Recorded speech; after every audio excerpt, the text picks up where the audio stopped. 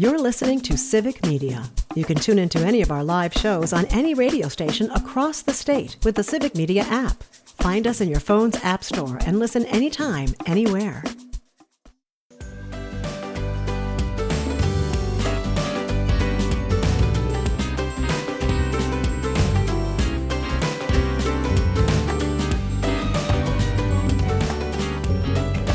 Live across Wisconsin on Civic Media. You're listening to Mornings with Pat Kreitlow, powered by Up North News. Now, from our Lake Wissota studio, here is the founding editor of Up North News, Pat Kreitlow. Hey, good morning. It is 7:06. It is nice to have you back here up north on a Monday morning, October 13th. Parker Olson is producing this shindig down in Madison Studio A2. Dr. Kristen Lyerly standing by in the Green Bay area as well. It is 54 degrees Valley. The spot in the state side at 45 right now. Warm spot 61 degrees in Madison, Milwaukee, La Crosse, Manitowoc, Sturgeon Bay, and elsewhere. Again, your local forecast throughout the course of the morning on your favorite Civic Media radio network station. Kristen, you did not do your usual biking to Lambeau Field to watch the Packers, and you have the sympathy or the understanding of Jim in Brookfield, who puts on the text line, "Good morning, Pat. As another new member of the Knee Replacement Club, I can completely understand why Dr. Lyerly did not bike to Lambeau Field. I'm an avid bicyclist who is 3.5 weeks out from surgery, and I'm currently having a hard time with a stationary bike at rehab. I'm confident it will only get better." From Jim in Brookfield. Yes, it will. Jim, keep your chin up. It does. Every day is a little bit better. It's just, it stinks when you can't be yourself. And it really gives you a great appreciation for people who live with challenges and physical disabilities every day. And they just get up and they do what they do and get through it. And we have to do the same. And you know, despite the lengthy recovery, I mean, you still feel like this was the right move, that when all the recovery is finished, this will have been the thing that needed to get done. Well, this is one of those investment in your future kind of things. Yeah. Because my knee was so unstable, it was making it hard for me to go up and down steps, and even just to run. I couldn't run a short distance because I just felt like my knee was going to give out. So now I can do more things, or I will be able to once I'm recovered, which is going to make me age better. And ultimately, isn't that what we all want as we get older, to be the best that we can be? Oh, I would have loved to have aged better. I really should have listened to all that advice back in the day. But Well, You got time to age better still. I'm doing the best I can. pickling helps. Actually, no, that's the whole point. I'm not doing the best that I can, but I can only go up from here, I hope. Anyway, it is 7:09, and all three of us are sitting here wearing Brewers gear of some sort or another, a T-shirt, a jersey, a Hawaiian shirt, all to note that the Milwaukee Brewers defeated the Chicago Cubs in Game 5 of the National League Division Series over the weekend, and have moved on. We will now play for the National League pennant against the LA Dodgers starting tonight at American Family Field. And of course, here on the Civic Media Radio Network as well, coverage begins at 6:30 for a first pitch at 7:08. Head to the Civic Media website, civicmedia.us, to learn more. I had some friends ask about, coming out over the weekend, and it was like, no, because if the Brewers win, then there's going to be night games Monday and Tuesday. And I got to keep a little reserve in the tank, because again, the next couple of mornings are going to be, one of those exciting but exhausted type of things. It's the afternoons that really matter now, Pat, because that is nap time now. So, don't you love how, is he not the youngest person we've ever known who has so thoroughly embraced nap time in the afternoons? I don't know. I think that's a Gen Z thing. I think it kind of is. A little bit, yeah. Gen you calling Z, them lazy or No. I think Gen Z is like, you know what? I know you guys did it this way, but it's not actually working. So we're going to do it this way because it actually works. I have a lot of faith in Gen Z. It's funny that you say that because look, when you were coming up through residency, I know that every so often I would calculate it for Sherry, and sometimes she would be working at the hospital 100 hours a week. And I'm sure you weren't far off of that. Mm-hmm. And then you started to notice this trend where, they decided not to try to kill the residents as they went through the program. Well, the younger docs now, as they've talked about call schedules, I mean, again, for Sherry's generation, it was just assumed you would work a 24-hour shift, or like 7 more. a.m. to 7 p.m. Or in residency, it was always, a lot more than that. And there had been this move about changing some call schedules and things. And one of the younger docs was like, put their foot down and said, absolutely not. There's no need to do 24s when we can do 12s. And so one was doing 7 p.m. to 7 a.m. and one was doing 7 a.m. to 7 p.m. And for Sherry, it was like, it makes so much sense, but my generation wouldn't have dreamed of speaking up because you just did it because that's the way things were done. The younger folks are like, why? Why are we doing it? Why are we killing ourselves? We can do 12s instead of 24s. We're like, that's brilliant. Why didn't we think of that? Because That's the we thing just about, didn't. right? That's the thing about Gen Z. They're just like, no, I don't think so. That's the way you've Mhm. always been doing it. Nah, why? And it makes us question, like, why have we? Those work hour restrictions were game changers, but you have to balance also when you were there longer, you got to see more stuff. But there are studies that show that if you've been working 16 hours straight, after hour 16, your Mhm. mental capacity starts to diminish. We're humans. And even Yeah. when you're young, you're just not taking the best care of patients after 16 hours. So actually, it's better for everybody. It's better for the people who work. It's better for patients who receive care. It's better for families who are, trying to navigate that. It's better. It's just a Mhm. giant change in the system and how the medical training system has to work. And it's been a very Mhm. challenging change.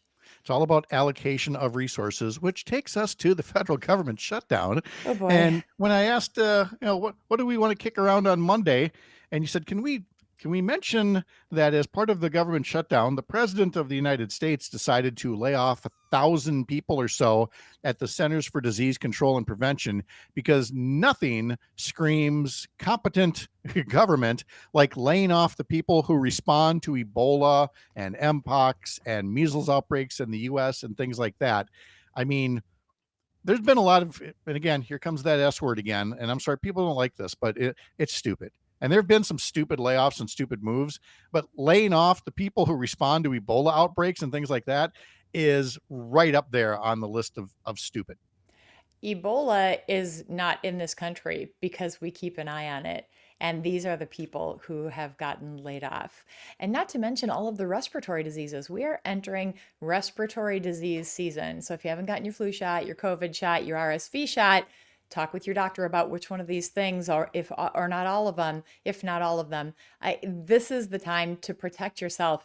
But these are the folks that were laid off, and they weren't laid off strategically. They were laid off haphazardly. JD Vance himself admitted that it's chaotic. And he said this chaos has to happen. But I fundamentally disagree. You can't lay off all of these leaders, including the entire staff of the CDC in Washington, D.C. That's the conduit to Congress from the diaspora of CDC people who are all over the world keeping an eye on all of these infectious diseases. What are we going to do when Mhm. Congress doesn't know what's brewing? And what are we going to do as practicing doctors in the wilderness all across the country trying to make decisions for our patients without information? It just we hear that, oh yeah, some of them were immediately rescinded and the layoff notices and they were hired back, but we don't know that. We can't really trust you because there have been so many people who have heard that they were fired, then not fired, and then, well, yeah, you actually are fired, and then you're not fired. Well, and this they happened they don't Friday know. at 9 o'clock on Friday night of a Yeah. holiday weekend. Yeah. So we don't actually know who's there, who they took it back. But just don't know. It was all about looking tough, like, well, if you guys won't do what we want for the government shutdown, we're going to fire all these people. You did not have to fire all these people. That was not an inevitable function of a government shutdown. It means a lot of people work without pay and get paid later, but to take it to the step of actually firing people is, wildly unnecessary. And I mean, that's just for starters of the things they've done that are so over and above what would be necessary in a government shutdown. And we mentioned that in the Sunday morning newsletter as well, that you've got all of these, healthcare cuts. You've got all of the plain politics with spending cuts. We've talked about that. Now they're putting partisan propaganda on government websites, and even the airport video at TSA, which used to be a very common sense video of what could be in your bag and what couldn't be in your bag. And then when when the administration changed in January, it was Kristi Noem, and it was just her talking like, I'm Kristi Noem from TSA, and we're doing all these great things for you. Which it was not informative whatsoever. It was totally a vanity project. And now it's a new video with Kristi Noem going, because of Democrats shutting down the government, blah, blah, blah. I mean, again, just political propaganda playing in the airports. And somebody let it be known that these videos are not required to be played by the airports. And so Portland, Oregon was the first airport to go, yeah, we're not playing those. I love Portland. All the pictures of the people in the blow up costumes in the streets. That is just the best. Oh, Yeah. and Saturday Night Live, Tina Fey was on playing the role of Kristi Noem, Amy Poehler as Pam Bondi. And it was nice to see. Every so often Saturday Night Live gets its political mojo back, and definitely had it in pointing out, I mean, yes, the ridiculousness, but the cruelty in a ridiculous way about the way that this shutdown is being handled and how it affects very real people and not just doctors and their patients. We've talked about in farming and in the business world, they're not seeing the data that government normally collects for all of us and enables us to make smart decisions about investments or planting or anything like that. And all of these functions are just gone right now. And again, only so that Trump and the Republicans, can protect the massive cuts that they made to healthcare. Thankfully, Kristen, poll after poll after poll is showing folks aren't buying this. They understand what's really at stake here. Yeah, which means that when we're not buying it, we have to tell our representatives that we're not buying it. We have to let them know that this is not working for us. We are in an information deficit, as Pat said, in every field, whether it's agriculture or medicine or business. We don't have the data that we are used to make these important decisions. And I want to bring it back to the CDC and the firing of Dr. Susan Menares. She's a Trump supporter. She's a loyalist. And when she was told that she would have to fire people just because she was told to fire people, and she would have to rubber stamp medical decisions without weighing in on them, without using her professional capacity to determine whether they were correct or not, that was really where the levee broke for her, a Trump supporter. So if this is happening even in Republican camps, even in MAGA world, how extreme are these people? How reckless, and where does it stop? Is there any place where they are actually thinking this could be harmful to the American public? We need to have some sort of a conscience here. It doesn't appear that there is. No, I mean, it really does look like you could not have asked for more if you were, say, I don't know, Vladimir Putin, and said, how can I undermine the United States of America? Oh, if only we had a president of the United States who would do the undermining of America for me. And it's happening on so many different fronts right now. And I heard somebody talk about this morning about, the approaching 250th birthday of the country next year.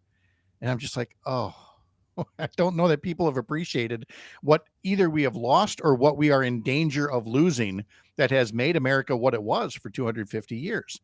And when you're laying off the people responding to Ebola outbreaks, that might be a hint of what we're facing right now and need to stand up against. Still ahead this morning, we're going to be talking to State Representative Jody Emerson about her new package of bills to support higher education in Wisconsin. I'm Pat Kreitlow. This is the Civic Media Radio Network.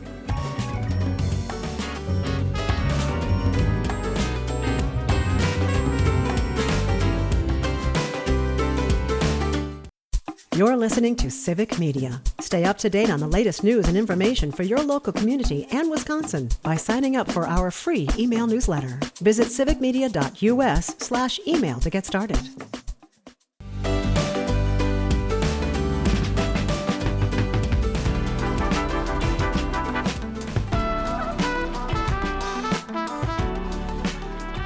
Now, my primary role as host of this program for you, the listener, is to provide some information, hopefully in an entertaining manner.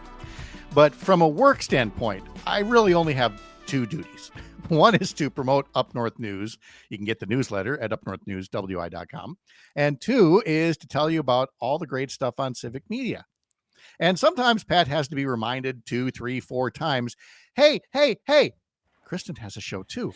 What say we finally ask Dr. Lyerly what is on the Dr. Kristen Lyerly show, with my apologies for being just failing at the basics of this job here, Kristen. So, You're so good at your job, Pat. what I just love you. what do you got going on, Kristen? My show is so much fun. It is a show that we do for love. And last weekend, I talked with State Senator Kelda Roys, who is running for Wisconsin governor, about why she's running. And we covered everything from her family to reproductive rights to the things that she's been able to accomplish in a bipartisan manner in this complicated legislature and government that we have in Wisconsin. And also maple syrup.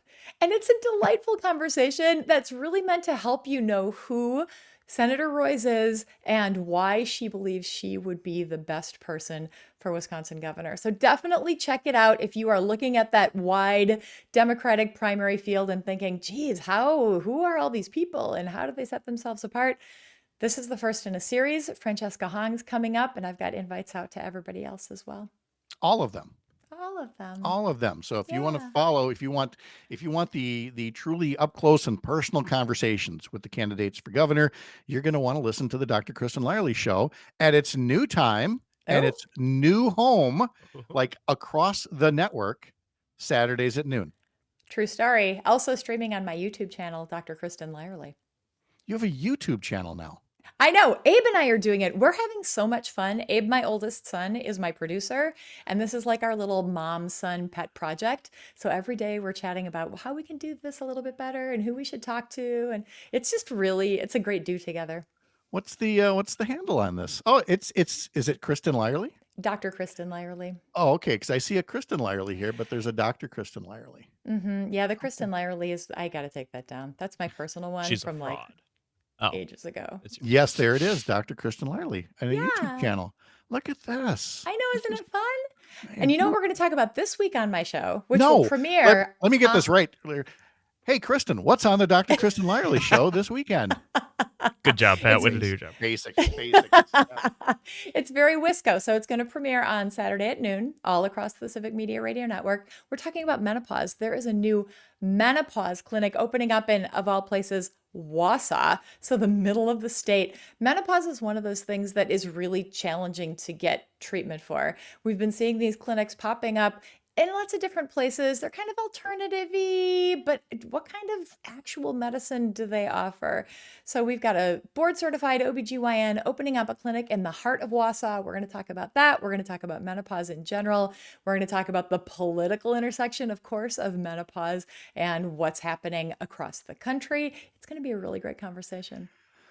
That is, again, speaking now as a doctor's spouse, among the things that have really changed over the decades is, well, first off, just talking about some of these things like menopause. It was just one of those things you just didn't talk about. And if they did talk about it, again, because so many things for the longest time were male centric. And so it was about bedroom stuff and menopause and not all of the other health concerns about it. I recall producing one of the TV newscasts, and one of the anchors, a woman, wanted to get a female physician in to talk about menopause. And everybody was like, oh, we can't talk about menopause on TV and blah, blah, blah.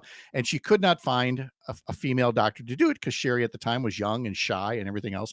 She finally found a male doc who would come on and talk about menopause. And he did. He just focused completely on bedroom stuff as much as she tried to steer the conversation into other areas.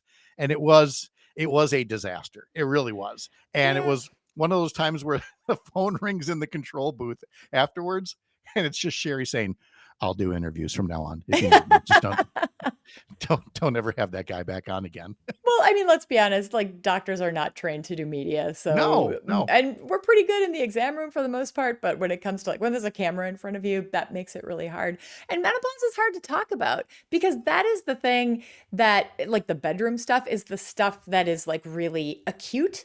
But Mhm. anybody who's been through menopause knows that there's a lot of other stuff too. There's your weight gain in your belly and the hot flashes and the exhaustion and the mood changes. And everybody's a little bit different. So some people have a great time in menopause. They think it's like no more periods. Amazing. Mhm. And other people really suffer and they need to know what their alternatives are. And it's all compounded by the fact that we weren't able to get good treatments for menopause for a long time because of a study that came out that made it really scary for people to seek that kind of treatment and for us to offer that kind of treatment. And, there's not a lot of information out there about women's health in general. We don't study women. When we study like heart disease or general conditions, it's usually men that we're studying.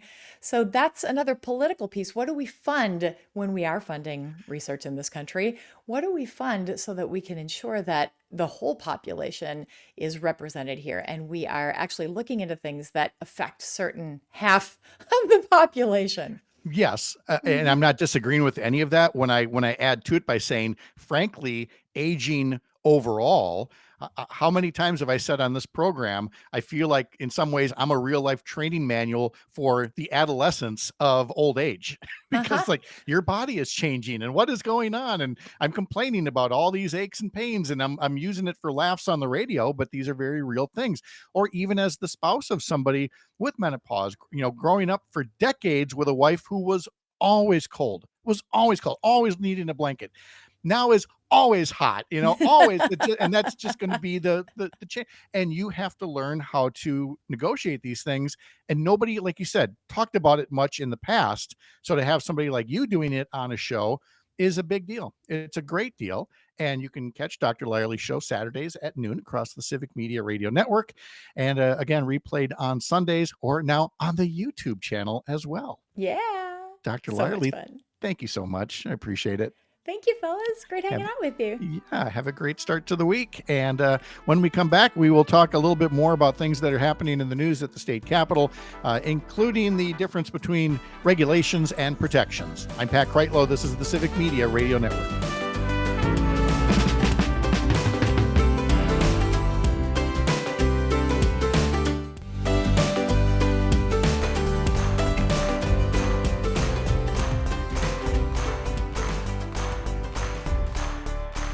Now, we mentioned earlier it's Indigenous Peoples Day. That's a holiday for some folks, including at Courier Newsroom. So Selena Heller will be back next week. You might have also said, where's Rob from Tigerton? Rob has a confession to make. Good morning from Tigerton. He put up on YouTube just minutes ago. It's cloudy and 54 degrees. I'm overtired. I slept over 10 hours. I had a busy weekend. Rob Parker and I can attest, no T- penalty for oversleeping unless you're like the host of the show and you have to log on like right at 6 a.m. For everybody else, nope. You sleep what you can, Oh yeah, I am impressed. Can I borrow a couple of those 10 hours per I chance? Yeah, I mean, I thought it was a big deal when I like once or twice hit like 6.5 hours Yeah, oh, of yeah. sleep. And it just occurred to me that to sleep for 8 hours It's hard. is for 8 hours and you're not like crispy, like so sleep deprived from like a night or two before, like just a Yeah. regular night and you'd sleep for 8 hours. I have no memory of when that might have happened previously in my life. I mean, it did happen. I just can't tell you when. Rob goes on to say Saturday went to visit my friend and classmate Debbie. They had a benefit for her for fighting breast cancer. Had a great time visiting and contributing to the benefit. So Rob is still with us. Just got to sleep in. You lucky dog. Lucky guy. Yeah. Although again, if you're overtired and working hard, I mean, look, the guy's been mowing lawns every weekend since the snow melted. Rob's a busy guy. He is, so he gets a pass that way. So Rob, we're glad that you chimed in, and everybody else, you get to do the same. Head over to the Up North News or the Civic Media Facebook or YouTube pages. Put a good morning in there. Let us know where you're listening from. Let us know if you have a question or a comment or your own 2 cents on the program. You can also leave a voice note using the Civic Media app or text us through the Civic Media app. And we like almost never talk about this, but I think we've got the phones working now. And at some point, now that I'm not traveling, we actually could start telling people the phone number again, 855-75-CIVIC, 855-752-4842. Parker's looking at the phone right now. Yeah. It's Or not ringing it, yet. well, no, I it's guess not. there is a 7-second delay.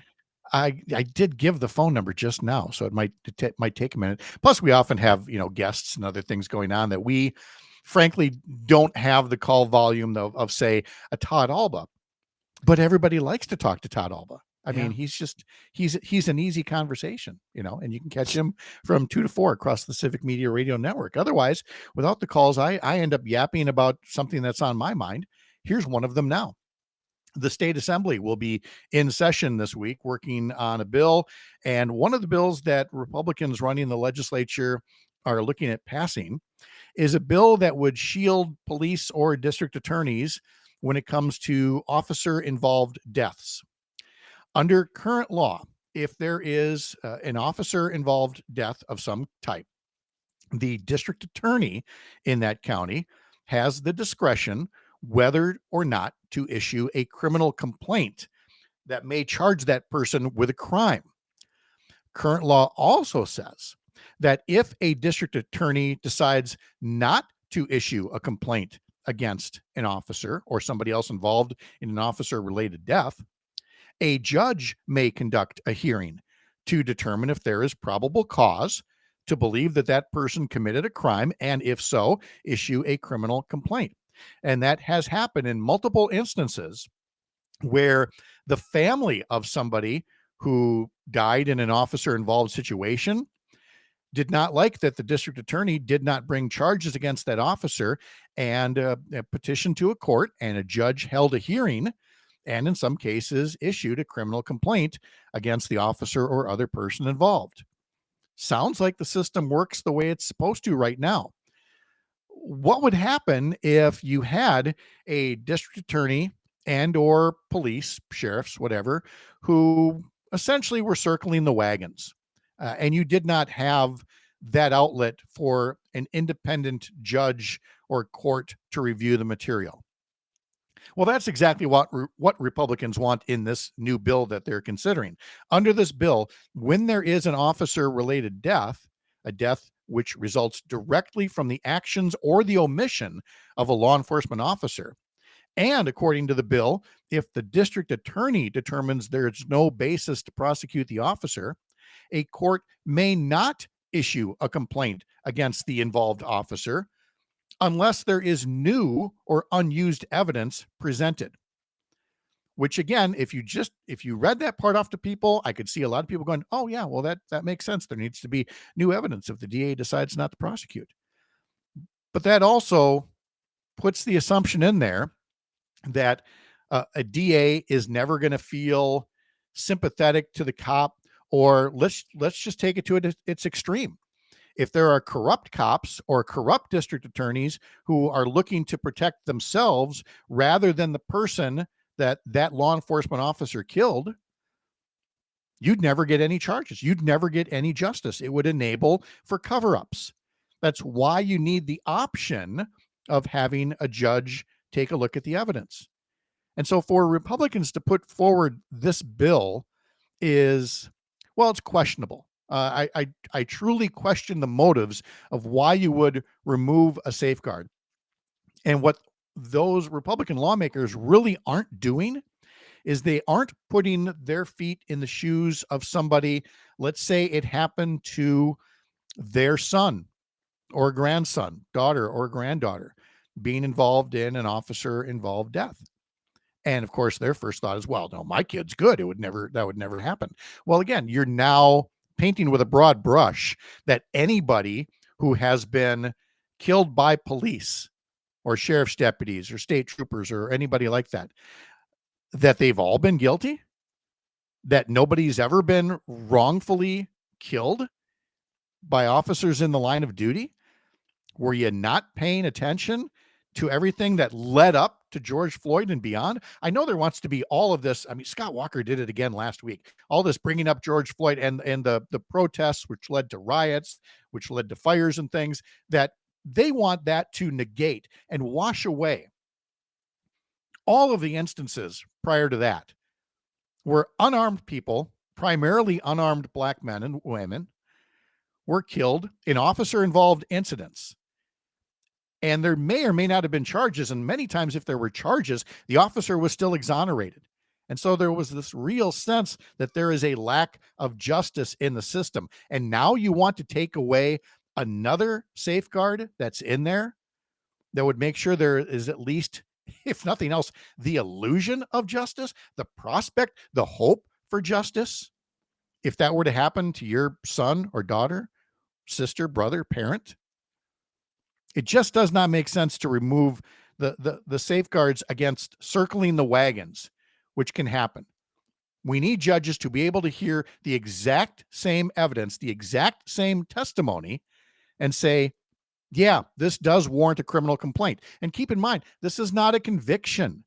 You're not convicting somebody. You are issuing a criminal complaint that says, let's go through this process and let's see if the evidence shows beyond a reasonable doubt that what this officer did was wrong, was so wrong that it constitutes a crime.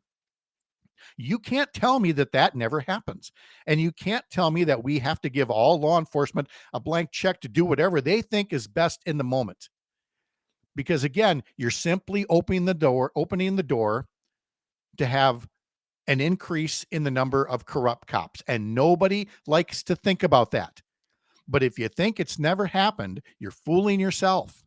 And so we need a criminal justice system that provides that outlet for somebody independent of what's going on, in police departments and prosecutors' offices, to look at that evidence and make a determination as to, whether we need to go forward with further investigation.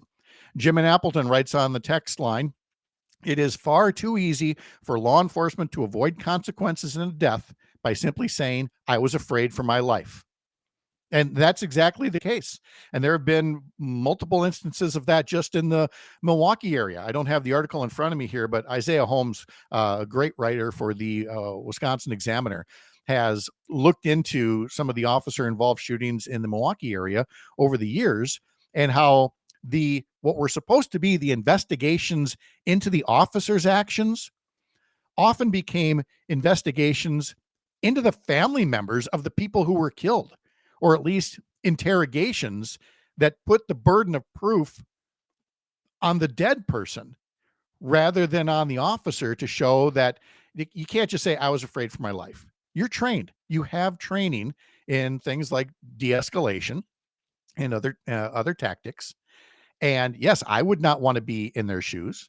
I salute anybody who goes into law enforcement for those reasons and puts their lives on the line all the time. But again, that is not a blank check for doing things that you shouldn't have done in the moment. And it is simply wrong to remove one of those safeguards that is in the legislation. So again, that's one of the things that will be taken up tomorrow, I believe, in the state assembly. I believe that bill has already passed the state Senate.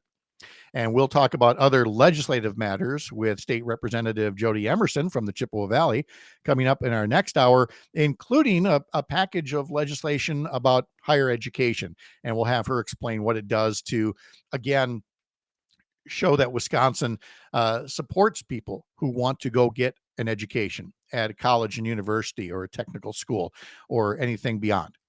There needs to be an emphasis on the whole range of jobs and careers, which includes the trades, but also includes colleges and universities and much more. And that includes making sure that higher education is affordable in the state and that the educators are supported in the state. And Representative Jody Emerson will be talking to us more about that coming up in a little bit.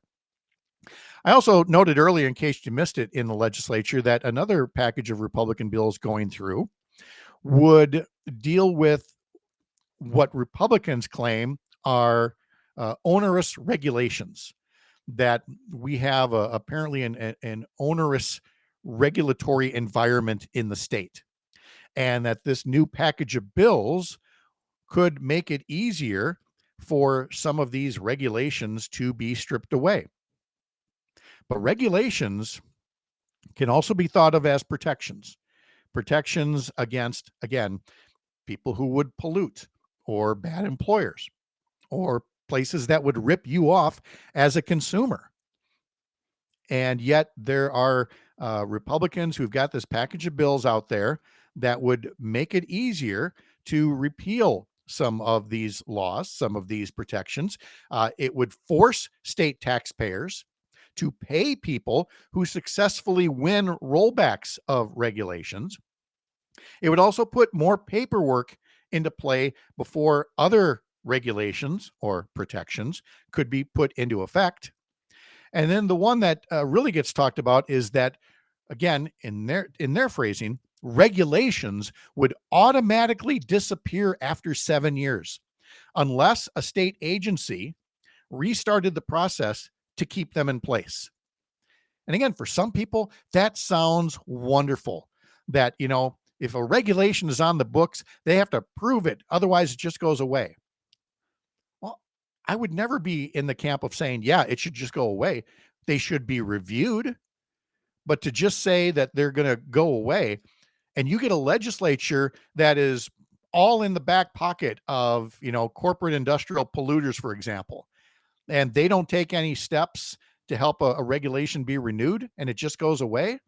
It's like Senator Chris Larson of Milwaukee said, I like air and water, specifically breathable air. And I don't know what the price tag is on that, but it maybe should be that there are certain safeguards that are safeguards, things that keep us safe and should not just go away on a political whim. I'm Pat Kreitlow. This is the Civic Media Radio Network.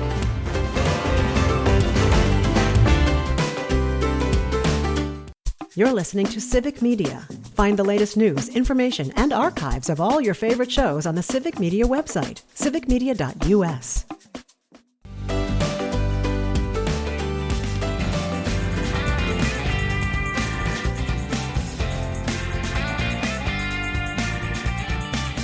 Welcome back on a Monday morning. It is October 13th, 2025. If you're getting your day going here, 7:52 right now. Civic Media Sports Director Jimmy Kuska joins us as well to go over the good, the bad, and the ugly. The good would be the Brewers, the bad would be the Packers. The ugly maybe is unfair to the Packers, but I mean, it was a win. It was just kind of a boring game. Jimmy, how are you? I'm doing all right. Yeah, it was kind of like it was the great and the sort of good, and then definitely the ugly. This weekend has brought maybe a better system, although it's not quite as sketchy. Yeah. I will start with the good news that the Brewers are playing in the NLCS, and that starts tonight across our 5 stations on the network. So we will have a best of 7 series with the Dodgers. I think there's a lot already happening kind of behind the scenes on this, including the Dodgers trying to turn it around and say, well, the Brewers have the best record in baseball, so we're actually the underdogs today. Yeah. Well, You're with the your Los Angeles $500 million payroll, right? when Blake Snell, who has a salary that is almost double that of the Brewers' entire pitching staff, says it, it just makes you go, It doesn't work, kids. Again, $500+ million payroll versus what's the Brewers? Just over 200, I think. It's a little less. Yeah, whatever's in the change cup in your car. Yeah, that's pretty much it. So again, it's great that we've done it. We're not making excuses here, though, because frankly, again, it was the Dodgers that eliminated the Brewers in 2018 in Game 7 of the League Championship Series. So, and they have just shown us enough now that you can't help but think we can do this. After all, how many times do we beat the Dodgers this year? Here's the answer: all of them. All of them. We beat the Dodgers in all 6 games this year. So can we squeeze 4 more wins out of this? Yes, we can. Yeah, and the Brewers are doing it without having to rely on 1 or 2 guys. This is everybody step up situation. Because they get hurt. Brandon Woodruff comes to mind. Can't depend on him. And it's always somebody else. But boy, I tell you, as a unit, they sure did gel. All those pitchers on Saturday against the Cubs. The hitters hitting the solo home runs. We never know who's going to drop off the roster because of injuries, but the ones that stay, they're very good at playing next man up. Yep, and that's been the mentality for the Brewers. The fact that you're getting contributions from all spots in the rotation, in the bullpen, in the lineup, that just to me speaks a lot more to trying to go into a postseason series as a small market team and saying, well, we've got like 6 guys we can rely on, and then a bunch of other guys who we hope do well. Well, here you're bringing 26 in, and all 26 are bringing something to the table. So that's why I'm more optimistic this year with the Brewers, and why I expect this to be a fun, probably very stressful, but fun series to follow. Stressful but fun is a very good way to put it. Yes. This is very much just a trivia note, but I want to mention it anyway, that I saw someplace.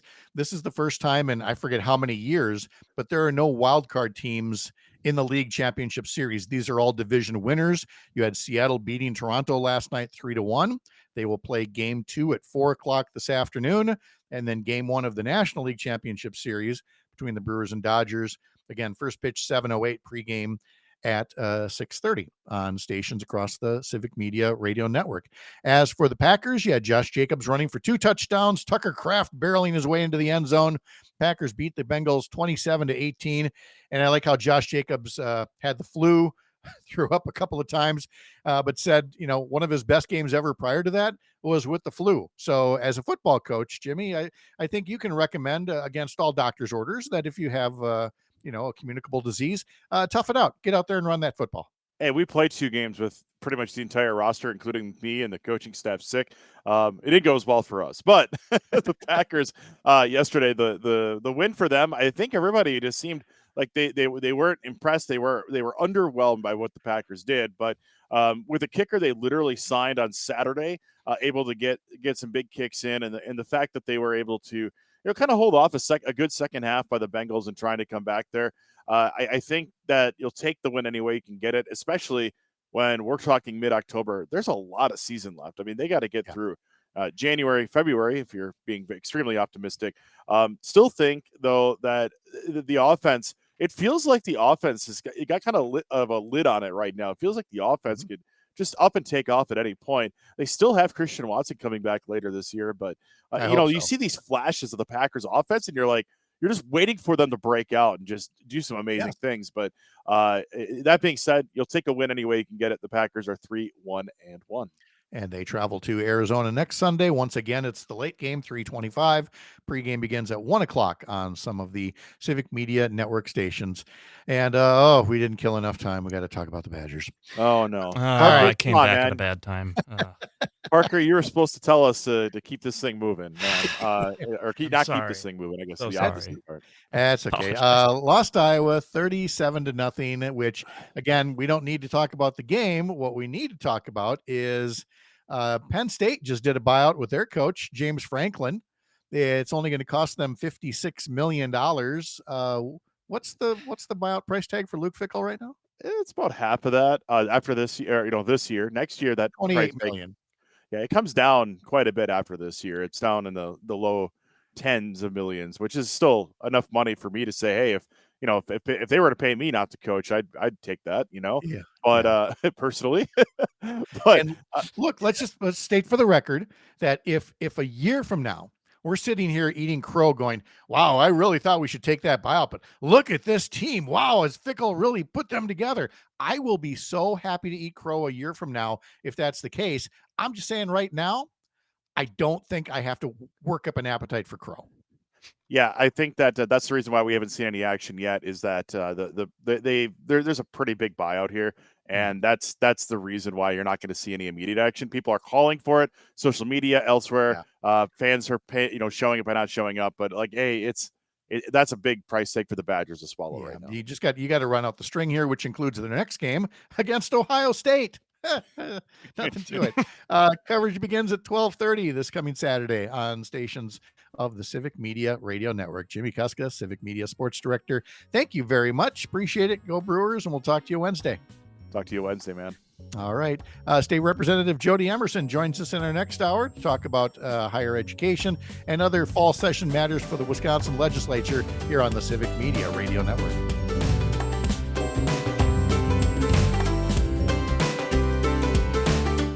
The national news cycle never stops, but it can be hard to find news about your local community. Civic Media is dedicated to providing quality local and state news coverage across Wisconsin. With the Civic Media app, you can get notifications about local stories that matter to you and your community. Find the free Civic Media app in your phone's app store and choose notifications from the menu to tell us what kind of news you want to hear about.